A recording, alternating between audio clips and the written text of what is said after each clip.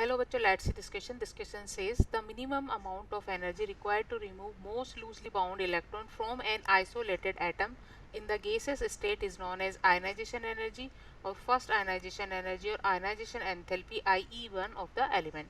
The energy required to remove the second electron from the monovalent cation is called second ionization enthalpy IE2. Similarly, we have third, fourth ionization enthalpies. The values of ionization energy depends on a number of factors such as size of atom, screening effect, nuclear charge, half-filled and fully filled orbital, shape of orbital.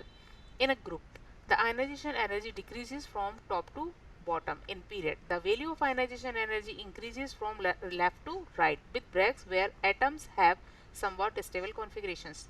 Compared to the second ionization energy of an element to atom, the third ionization energy IE is. Options are A the same, B greater, C smaller, D half. Key concept for this question is successive ionization energies of an element. Key concept for this question is successive ionization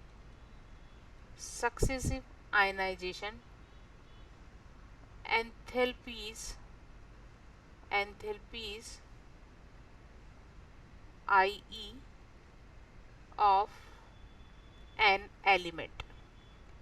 किसी neutral atom से, किसी isolated gaseous neutral atom से loosely bonded electron को loose करने के लिए required energy ionization energy कहलाती है.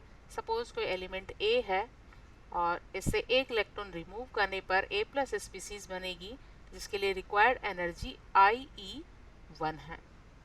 देन इससे एक और इलेक्ट्रॉन लूज करने पर A2 प्लस स्पीसीज बनेगी और इससे रिलेटेड आयनाइजेशन एनर्जी को हम IE2 से रिप्रेजेंट करते हैं.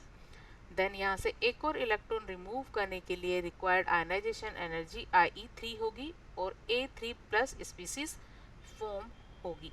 तो यहाँ से 1 by 1 इलेक्ट्रॉन लूज करने से रिलेटेड आयनाइजेशन एनर्जीज है IE1, IE2, IE3.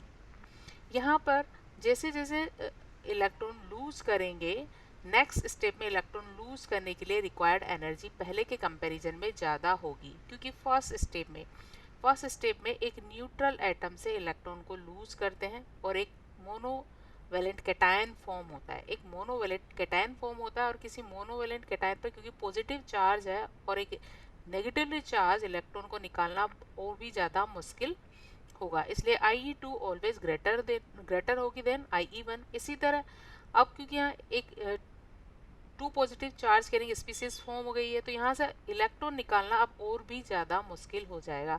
सो सक्सेसिव आयनाइजेशन एनर्जीज का ऑर्डर होता है IE3 is greater than IE2 and IE2 is greater than IE1. So according the question, IE3 is greater than IE2. So right answer of this question is B greater. Hope you understood it well. Best of